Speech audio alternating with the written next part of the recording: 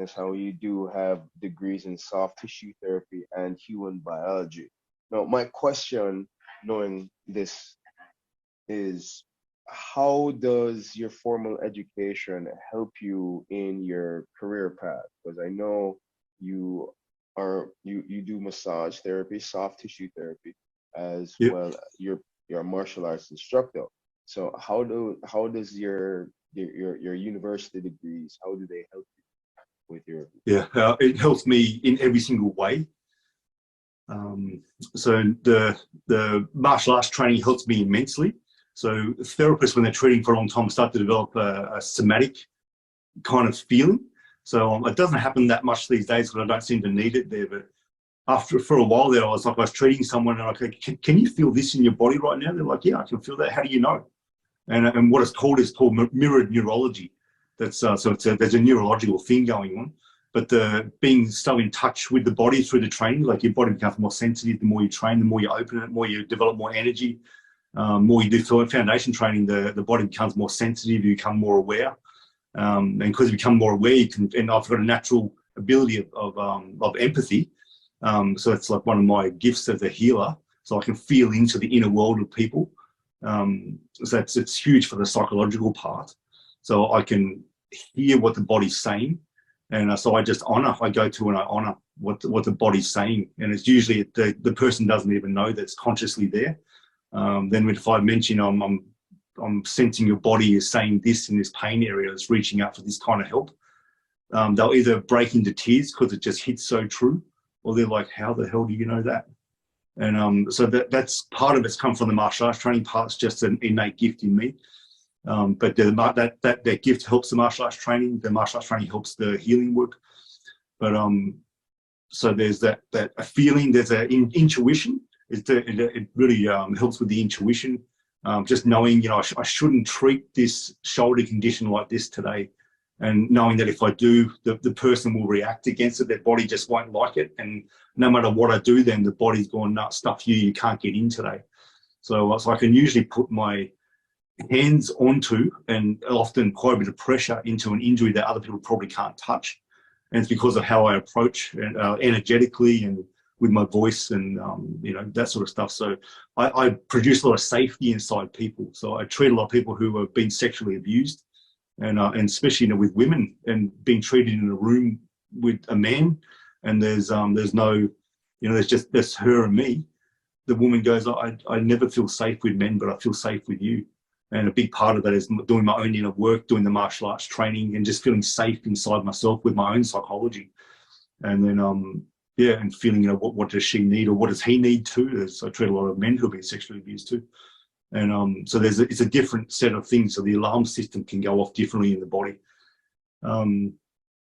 So that's helped. And then, so I went to uni, and for 8 years, I didn't do that much hands-on work. It was just a lot of study. And just doing a lot of teaching at that time, doing a lot of, the teaching was informed, the university study was informing my teaching like crazy. And one of the biggest things that I always do, whatever I learn, I implement straight away, like really fast. And when the teacher's talking at uni, I was like, how can I use that to teach my classes more specifically, more effectively? There's a retroactive transfer here, which is, I teach a Tai Chi movement, and previously it might be just something like this. And then the two lessons later, I'm teaching something that's like this, but the other hand goes over here. And then I'm noticing that, about 4 of the students, I'm doing the move, but they finish like this. And it's like that's retroactive transfer. The movement pattern from previous, they don't realize that it's a different thing yet. And so like adaptability and flexibility is a big part of what the nervous system needs to be able to do. And it's what martial art teaches very well too. It's not just the same thing. If you only have 2 options, you only have 2 options. But if you have 10 options, but your body can only choose 2 or 3, you're limited in the options that you have. So you have less flexibility in the nervous system, less flexibility in the ability to be able to think in a certain way. So the martial arts and healing work opens up, all 10. I can access all 10 now. And same with the, Tai Chi does the same. Internal martial arts does the same. So I was, that was informing my teaching. And then after, practicing a lot of push hands, so I was practicing probably 4 maybe 5 hours of push hands a week at one stage, with a lot of solo work, a lot of meditation, sitting meditation, standing meditation, and all sorts of stuff. I was practicing like 3 hours a day for a long time, and weekends I'd practice 5 hours a day. I just loved it. But I would, because it's a qigong based thing, I could practice a lot. It wasn't just like doing like, you can train flat strap for an hour, then you're stuffed. So that's a good way to do it. But you're learning to cultivate energy here. So I'm practicing the qigong to help build the energy. Watching, I'm not burning my kidneys out and that sort of stuff. Because you can burn your kidneys out as you push harder with the leg training. So you got to be careful with that. And after the 8 years, I would do all the push hands training. So there's a different kind of contact, just really good at contacting elbows, can lock but not hurt the person, and feel when it's enough. And I've got to push a little bit further. This person doesn't realize that I've got them yet, so I have to go a little bit more. And then I started treating in the clinic again and doing movements for people's elbows that may be slightly dislocated in radiohumeral joint here. So I've got to be careful here. And then I can feel that, I can move the joint. It's like, I don't know where I got these skills for treating joints like this. It wasn't trained at school. And it's like, it's all from the push hands and the chin nut training. And then in terms of my own body, a big part of, I remember one of my teachers saying years ago, like a movement therapist she said, your body is your PhD. And I'm going, okay, I understand exactly what you mean. So, I tore my ITB on my left leg because I just wanted to master leg training. I go, no, there's like a knife-like pain in my leg. I go, no, I'm going to get this. I'm going to push it. So I'm essentially doing pistol squats for an hour. And the next day, the ITB was torn. I could hardly even walk. And that was before I knew anything about activating glutes, activating pelvic floor, VMO activation on the side of the knee, all the parts of the anatomy that should be happening. So, the Kung Fu training I did, and because of my neurology, my body developed massive quad dominance. So my quads thought that I needed to do all the work. So there were some knee issues coming. The ITB tightened. As an in-flare in my hip and rotated forward on that side, which makes the ITB tighter anyway. So there's all these things that gradually, as I learned how to unwind my injuries, it taught me how to be really good at treating. I'm a shoulder specialist now. I'm a neck specialist. And I'm like a last resort practitioner for a lot of people. And they're amazed that I can get results. And it's because of the internal training, it's because of unwinding my own injuries. And I've got a lot of overuse injuries from the Kung Fu training. I had a bicep tendinopathy on both sides, but one side it was there for 7 years, and it was all from doing Pitran and Shingi, the chop, and just saying I'm sick of this. I'll just force it through, which is the psychology people have with tendon injuries. Tendon injuries don't bugger off quick. Sometimes they hang around for 2 years, no matter how much work you do with them.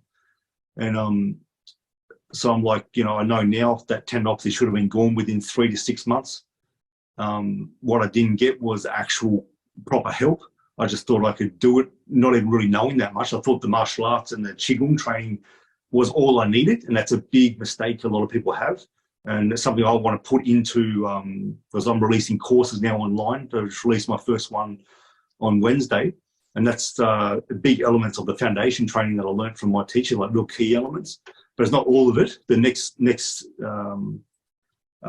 course I'm releasing called Warrior Legs, that's a big part of the foundation training for the legs. And that's the big roots for training a lot of different systems at once through the legs. And that's got a combination of all the Eastern stuff, because I've embodied that stuff, so I understand it, but I understand it intellectually now too. So I can teach it with good cueing, but I also understand, okay, you might have an ankle block, an anterior impingement in the ankle. You might have glutes that don't fire well. The breathing's not good, so it's hard for the glutes to even fire because the diaphragm doesn't work properly, that sort of stuff. So it's got Eastern and Western rehab within something that's training something to make your legs very strong and powerful. And it's the roots of the energy, it's the roots of the power for martial arts. Useful for yoga people, for runners, sprinters, all sorts of people it's useful for. But what I'm pouring into my work is pretty much what I had to do with my past, which wasn't just Eastern way, even though Eastern way is so good. It has answers when the Western way doesn't go too well anymore. I'm pouring Eastern and Western stuff in together to make people better move forward. If someone's had an ACL injury, and they want to do their knee training, they do their Kung Fu. Kung Fu can really press, especially those empty stances. They can really press on an ACL injury, even though it's been maybe fully rehabbed. There's emotional issues around old injuries. It's dealing with emotional injuries, the emotion, how to use the emotion. Maybe it's resentment or disappointment. I couldn't do what I want to do in my life. For men too, I don't feel powerful in my life anymore, so I don't feel like I'm a good provider because of a knee injury. How to work with that energy and actually use it to project you into where you want to go. So that's a big part of the Warrior Legs one that I'm doing, and I do that every day with people here anyway, transforming emotional energy, because it's all energy in the end, no matter what it is. And if it's a lot of rage there or disappointment or depression or whatever, it's just energy. We just transform it into the sea of energy, the sea of emotion, and it becomes whatever it needs to. And usually it transforms from one polarity into another. So, grief turns into massive joy, absolute hopelessness or despair transforms into hope. And it just needs that little bit of guidance and meeting that emotion. All of a sudden, I don't have to find the energy's here. And then you go, I need to just direct it over here now. And people are all of a sudden on their path again. So that's what I'm developing there. It's funny how people don't really understand how much emotion is connected to, is connected to your body. Emotions are physically connected to you, right? The mental link between the mind and the body. Huge. Emotions are right there, are a huge part of it. And people don't understand that. That's awesome. That's awesome. And all of this stems from the marrying of your knowledge of it coming from martial arts as well as your formal education in university.